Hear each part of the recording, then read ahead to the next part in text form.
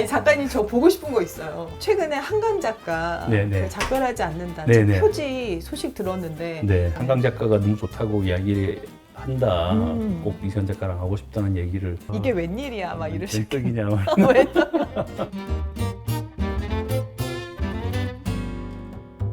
꿈남 여러분 안녕하세요. 오늘은 경기도 파주에 있는 이세현 작가의 작업실에 왔어요.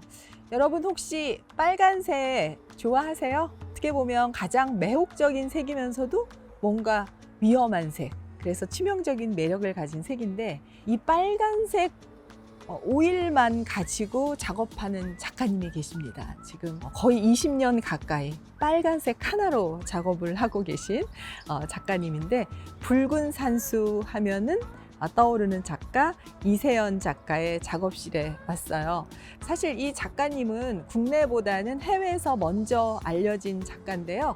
스위스, 독일 등에서 좋은 소식이 계속 날아오더라고요. 최근 스위스에는 이세현 작가님의 작품이 막 그려져 있는 빨간 버스가 다니고 있다는데 제가 바로 스위스 베른으로 넘어가고 싶지만 그러지 못하고 파주로 왔습니다. 여러분 같이 이세현 작가 만나러 가시죠. 작가님 안녕하세요. 네, 안녕하세요. 네, 반갑습니다. 네, 반갑습니다. 네. 네. 작가님 패셔니스타. 아, 예. 그냥 오늘 좀 신경을 썼어요. 멋지십니다. 아니 작가님 저 보고 싶은 거 있어요. 최근에 한강 작가 네네. 그 작별하지 않는다 네네. 표지 소식 들었는데 네. 그 책 여기서 볼 수 있어요. 네, 그렇죠. 그 표지가 예. 너무 보고 싶어서. 제가 안 그래도 출판사에 특별하게 예. 그 작가분이 오긴 오는데 그 외에 또 많이 또 주문을 했어요. 한 100권 정도 선물을 주려고요. 선물. 여기. 여러분 작가님 작업이 우리 노벨 문학상 수상자인 그렇죠, 그렇죠. 한강 작가의 독일어판 표지로 네, 작별하지 이렇게 않는다. 작별하지 네. 않는다. 와, 작가님 이때 기분 어땠어요? 처음에 이렇게 섭외가 들어왔을 때는 출판사에서 네. 그 노벨 문학상 수상을 하기 전에 이게 들어왔거든요. 그래서 굉장히 존경하는 작가분이어서 네. 그래서 흔쾌히 수락하고 디자인하고 있는 와중에 이제 노벨상 발표를 했어요. 완전 네. 너무 기쁘셨겠다. 아, 이게 웬일이야 막 이러시고. 벨떡이냐. 왜 또? 막 복이 굴러 들어오는구나. 막 그러니까. 이런 처음에는 사실 디자인이 좀 마음에 안 들어서 네. 출판사랑 좀 실랑이가 있었어요. 뭐 안 한다, 한다. 네, 네. 이런 디자인으로 하려면 네. 수정하지 않으면 안 할 거다. 뭐 이렇게 네, 네. 하는 와중에 이제 발표가 나서 그래도 해야겠지 이런 네. 마음으로. 네. 아무튼 너무 축하드리고요. 네, 고맙습니다. 예. 한강 제가 뭐- 작가님하고 혹시 뭐 얘기 나눈 거는 없으시고? 개인적으로 아직 뵙지는 못했어요. 아. 그러니까 그쪽 출판사를 통해서 네. 한강 작가가 너무 좋다고 이야기를 한다. 음. 꼭 이세현 작가랑 하고 싶다는 얘기를 출판사 통해서 들었고 그 전에는 원래는 이제 만나 뵙고 이렇게 하기로 되어 있는 것 같은 그런 뉘앙스를 이야기했는데 예. 노벨상 발표 나니까 이제는 뭐 도저히 움직일 넘을 수 없는 사람이 네네. 되셨군요. 예, 그래서 작가님도 그 정도 아니신가요? 작가님도 그 정도 아니신가요? 저는 아직 한참 멀었죠. 뭐. 이 프로들의 세계는 또 이러니까요. 오늘 작가님 네. 그것뿐만 아니라 네. 스위스 베른에 네. 지금 작가님 작업 이 붉은 산수 여기 네. 있네요. 이 네. 작업이 그려진 버스가 막 베른 시내를 네, 한동안 다니고 있는 돌아다녔죠. 걸 네. 저도 그 인스타 사진으로 네. 봤는데 네. 버스가 빨간색인데 네. 작가님 컬러하고 너무 잘 네, 맞던데 너무 예쁘더라고요. 너무 예쁘더라고요. 사실 저도 못 봤어요. 그러니까 저 인스타 팔로우 하시는 분들이 네. 스위스 사시는 분들이 사진을 찍어서 저한테 보내줬어요. 앞서서 그래서 연락이 와가지고 뭐 너무 멋있다 이렇게 잘 됐다. 그거 직접 보셨어야 되는데 그러니까 왜 그게 이제 거기에 걸리게 된 거예요? 올리 지그라는 그 세계적인 컬렉터분이 있는데 네. 특히 이제 그분이 중국 현대미술에 굉장히 중요한 영향을 미친 컬렉터였는데 네.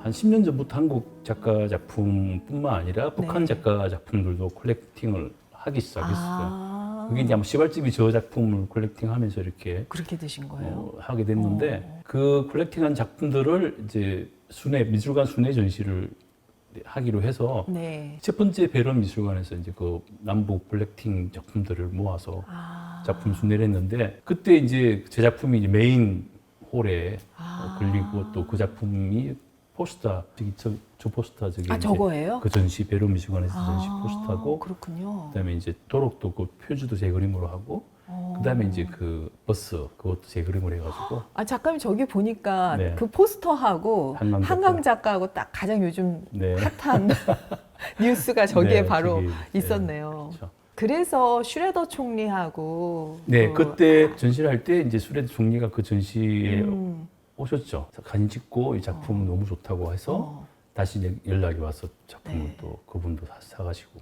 작가님 요즘 계속 좋은 소식이 있는 게 최근에 스위스 쭈리히에서 네, 개인전 개인전 하셨나요? 했습니다. 네. 예. 그 갤러리가 굉장히 피터- 그 현대 미술에서 중요한 갤러리던데. 네, 피터 칼츠만 갤러리라고요. 네. 이게 이제 세계 50위 안에 들어가는 갤러리인데 어. 이 프리즈나 바젤의 이사 중 한 분이시더라고요. 아, 그래서 스위스에서 굉장히 중요한 전시 그러니까요. 갤러리인데 예. 개인적으로 연락 오셔가지고 예, 전시를 하게 됐습니다.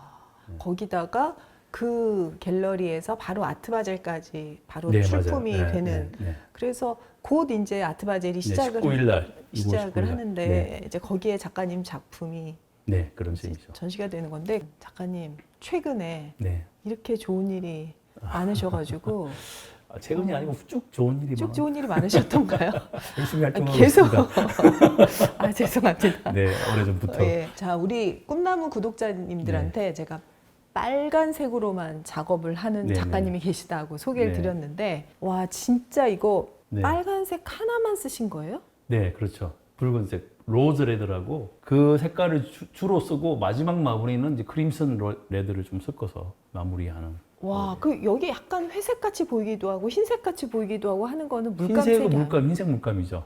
흰색은 아주, 흰색 예, 물감이고. 물감이라고. 어. 그릴 때는 흰색 물감을 사용하지 않고 예. 다 그리고 난 이후에 마무리할 때 흰색으로. 요 사이에 예, 지금 예, 캔버스 맞아요. 색이 흰색 물감인 네, 거예요? 거기 흰색 물감 다. 그럼 이 지금 바위라든가 뭐 이런 빛이라든가 이런 거는 흰색 물감이 아니요, 아니고 예, 그냥 닦아서. 보통 면봉으로 네, 뭐 면봉으로. 닦아낸다고 하셨는데 와 그래서 이게 네. 한국의 실제 풍경들이에요. 보시면 잘 보시면 네. 한국에 있는 완도도 있고 뭐 거제도 통영 앞바다 이런 데 있고 이게 하나의 네. 풍경이 아니라 여러 풍경이 네, 전체적으로 지금 모아놓고 여기다가 중간중간에 다 모아놓은 네. 그런 네. 작업. 근데 거북선은 왜 있어요? 저기 여수에 가면 네. 거북선이 있어요. 모양 거북선? 네, 네, 그냥 이렇게. 저는 이순신 요건- 장군님을 요건 굉장히 이제- 존경하시네. 그렇죠. 정정하죠. 사실은 이게 어떤 실제 풍경을 그리는 거지만 시간도 사실은 그냥 과거에 있는 풍경도 있고 현재에 있는 풍경도 있고 어떤 사건이 벌어진 풍경도 있고 네, 그래서 이제 그 풍경 안에 보면 그냥 있는 그대로의 풍경이 아니라 어떤 스토리가 있는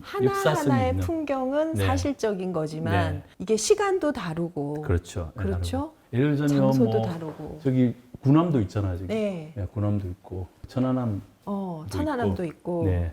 작가님 작품은 쓱 보면 붉은색으로 해서 네.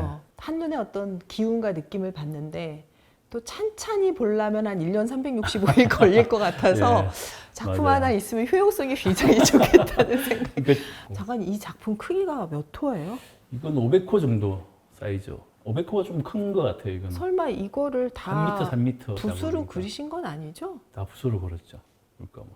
아 진짜요? 네. 사진 붙여갖고 하신 거 제가 아니에요? 다 붓으로 그린 거예요.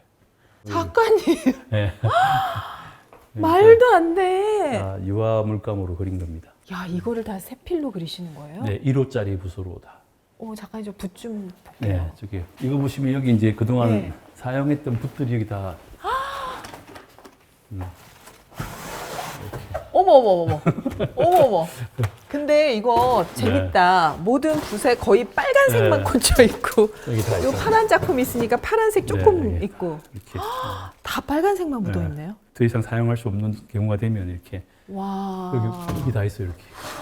어머. 아니 붓을 이렇게 많이 쓸 일이에요. 이거 다 쓸만한데 지금 또 안 쓰시고. 아니요 이제 붓끝이 갈라지면 그림 그릴 때 불편하니까 이제. 그러다 보면 한 1주, 2주 쓰면 갈라져요. 아 진짜요? 그거밖에 네. 못 써요? 네. 세상에. 저기 지금 그리고 있는 거는 네. 이렇게 스케치를 이렇게 하고 처음에 이제 이렇게 에스키스를 예. 이렇게 종이로 대충 대충 뭘 그릴지 어떻게 할지 이렇게 드로잉을 네, 먼저 하신 거예요. 하시고. 구도를 잡으시는 네, 거네요. 네, 자꾸 이제 이때는 막 디테일하진 않네요. 네, 막 이렇게 대충 막 제 구도를 머릿속에 있는 어떤 머릿속에 있는 거를. 형태들 예. 그리고 그다음에 이제 이렇게 키워요? 예. 스케치 이거 보고 또 네, 키우시는 키우고 거예요? 키우면서 이제 위치라든가 또 조금씩 다르게 돼가지고 그 위치에 맞는. 예를 들어서 요거 같은 경우는 다른 풍경이 들어가고 이렇게 네네. 대략 큰 폼에서는 이렇게 하는데 이렇게 하고서 하면서 그려가면서 조금씩 바꾸고 제가 그 어떤 전체적으로 뭘 그려야 될지에 대한 그런 기준으로 이렇게 좀 바꿔나가죠. 작가님 여기 보니까 엄청나게 사진이 많은데 그러니까 이게 어떻게 보면은 작품 그리실 자료죠. 때 네, 자료네요. 자료죠, 그러니까. 와 이거 작가님 그림 속에 있는 거 그대로 있네요. 네, 맞아요. 사진 촬영한 등대. 것도 있고 예. 그 옛날 풍경이나 아니면 네네. 뭐 그런 것들은 인터넷에서 찾아서 그러니까 이제 자료를 이렇게 찾는 재미가 또 제가 이제 50년대, 60년대, 70년대 영화 보는 걸 되게 좋아. 우리나라 영화 보면 이렇게 저는 영화 내용을 보는 게 약간 아니라 더빙한 거 막, 네, 뒤에 이렇게 풍경들 오빠 막 이렇게 나오고 오랜만에 오빠나 같이 그런 거. 막 그런 거 보는 거 좋아하시는 네. 이 풍경들을 보면 되게 낯설어요. 그러니까 이게 지금 대부분 산들이 벌거숭이고 벌거숭이에 나무, 소나무 이렇게 한두 그루 서 있는 풍경들 보면 참 많이 변했구나 하는 생각이 들기도 하고. 저 작업실 구경 너무 재밌는데 좀 더 볼게요. 아니 작가님 이 면봉 잔뜩 있네. 안 그래도 작가님 작업은 이렇게 빨간색을 먼저 다 칠한 다음에 네네. 이런 게 전 다 흰색 물감인 줄 알았는데 그게 아니라 네, 면봉으로 닦아서. 이 면봉으로 네. 닦아내는 거다. 네네, 닦아서 톤 조절을 하는 거. 이거 딴 작가들 중에 이렇게 하는 사람 있었어요? 그 전에? 잘 모르겠는데요. 작가님이 생각해내신 거예요? 내가 뭐 특별하게 생각해 놓은 게 아니라 네. 뭐 이런 식으로 그리기도 하고 뭐.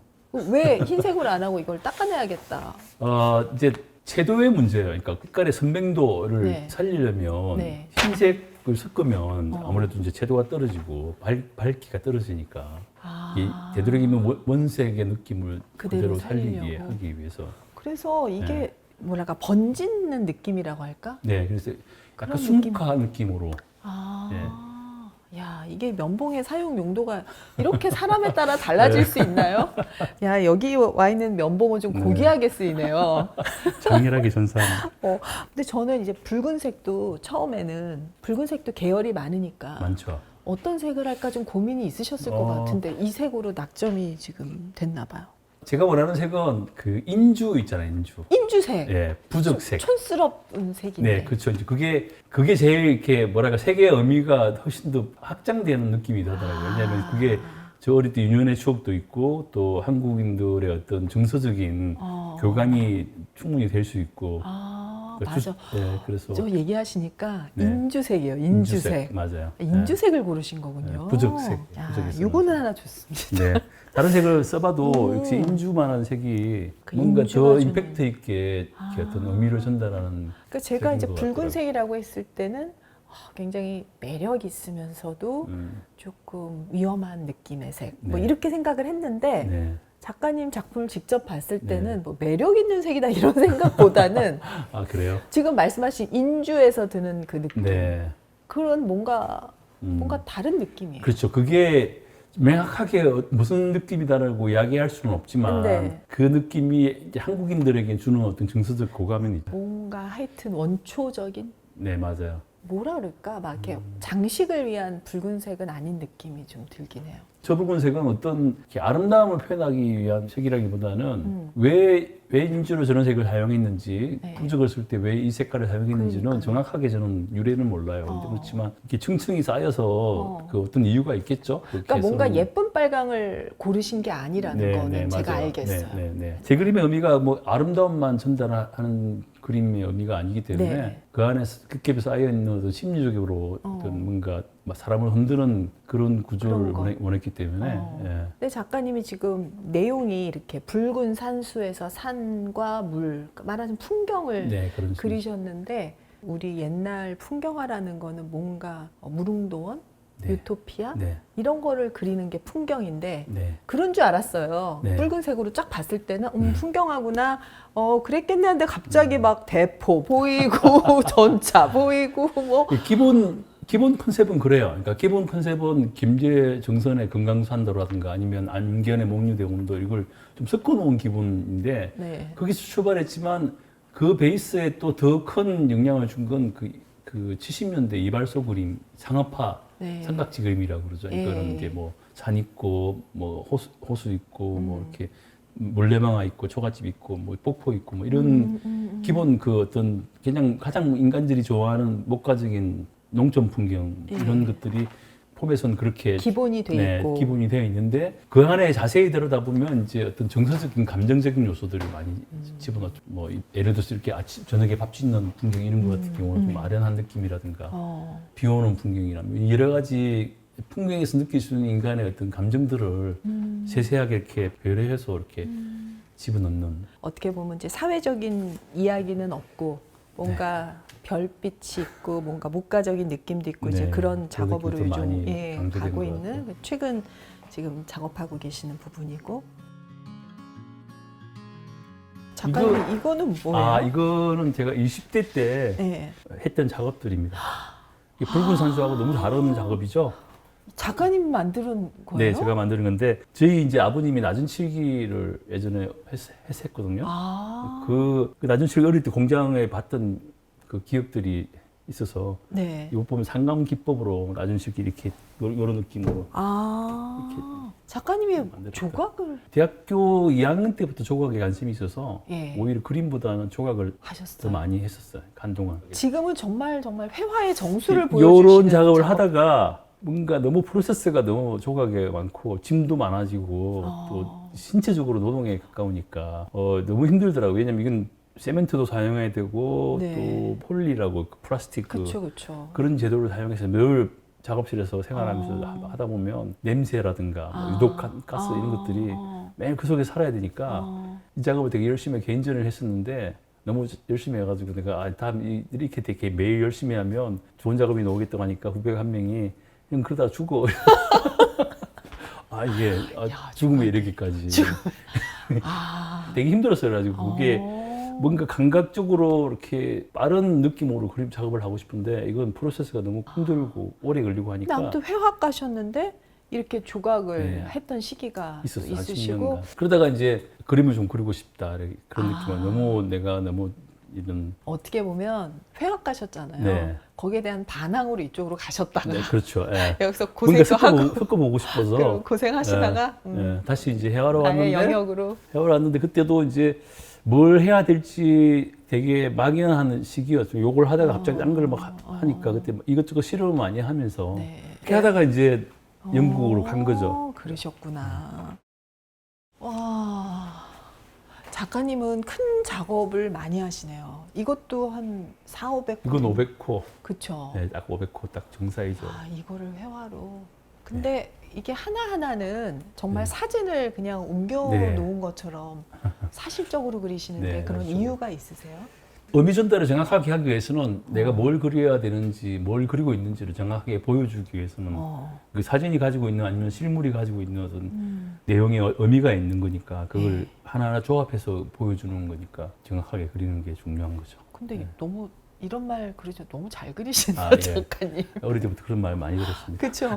그거 괜히 뽐내시려고 또 더.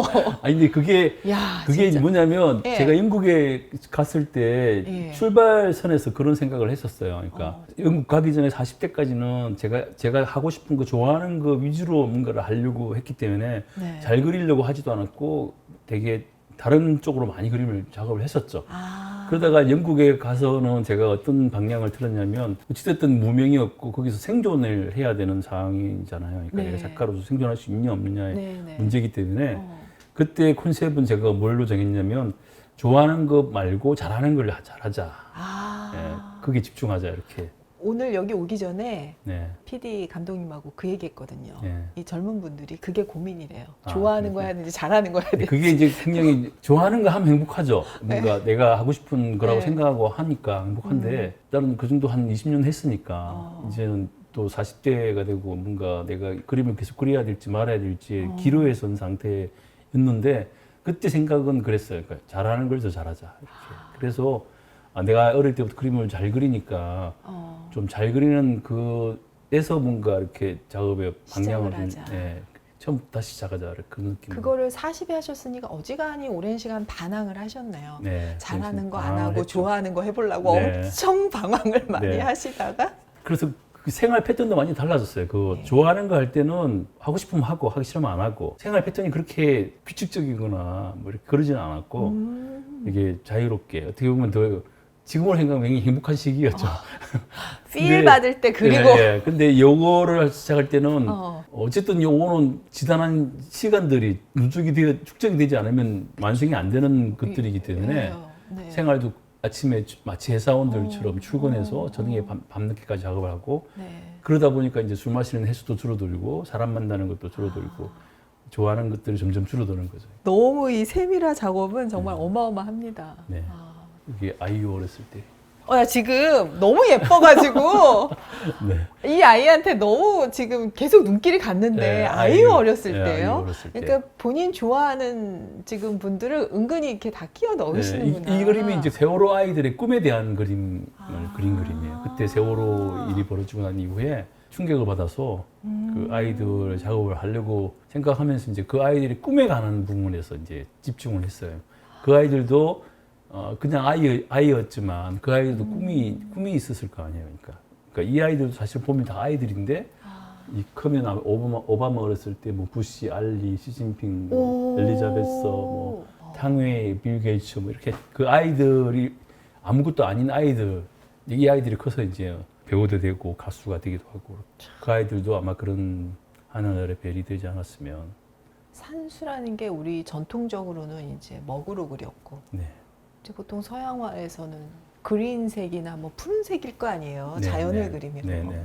근데 작가님이 이제 붉은색을 선택을 하셨고 그래서 거기에서 느껴지는 그런 묘한 기분이 있는데 이제 내용을 하나하나 쳐다보니까 작가님 작업을 굉장히 이중적인 감정을 느끼게 하는 작품이다라는 게 무슨 네. 얘기인지 알 것 네, 같고 네. 유토피아와 디스토피아가 네, 같이 혹시, 있다는 게 무슨 네. 얘기인지를 알 것 같네요. 이게 우리 삶이 좀 그런 것 같아요. 네. 삶은 굉장히 아름답고 행복하고 이 살아있는 자체의 존재가 너무 소중하고 고마운 일이고 하루하루가 너무 감사한 일인데 또 어떻게 보면 굉장히 비극적이잖아요. 네. 지금도 전쟁이 한참 벌어지고 있고 또 어떻게 전쟁이 어떻게 확산될지도 모르는 자세히 들여다보면 굉장히 비극적인 요소가 많지만 또 자세히 들여다보면 너무 아름답고 네.